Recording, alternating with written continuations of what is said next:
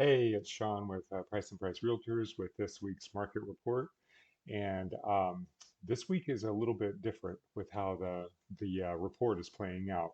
And so I'm just going to go ahead and jump right into it. So if you look over here, if you've been watching these reports as I go through this each week, you understand that the higher up that we are on this side indicates a stronger seller's market. So, for example, this point indicated more competition and a stronger seller's point than, say, this point.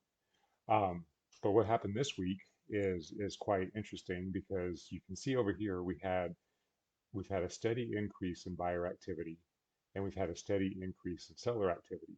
But I think what we've has finally happened is we've finally hit the point where the saturation of the buyers in the market has caught up with even the old inventory that had sat on the market. Because if you look here, you can see that we had a significant increase in inventory this past week compared to a not so significant increase in buyer activity. But when you look over here, you can see that it actually decreased as far as seller's market versus buyer's market. So what this indicates is what we were actually seeing out of in the field, and that is we have a lot more buyers than what this graph is showing. For example, we had a buyer that was an all cash offer this week and went up against 24 other offers. So that's 24 other buyers for the one, or 23 other buyers for the one buyer that won that transaction.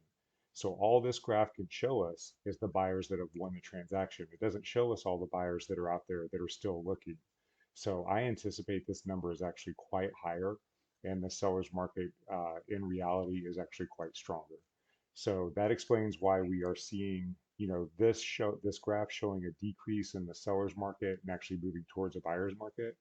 But the fact of the matter is, if you're out in the field and if you're out there putting offers in as a buyer, you know that there are pretty much no properties out there that you're going to go and make an offer on that you're not going to be competing against other buyers.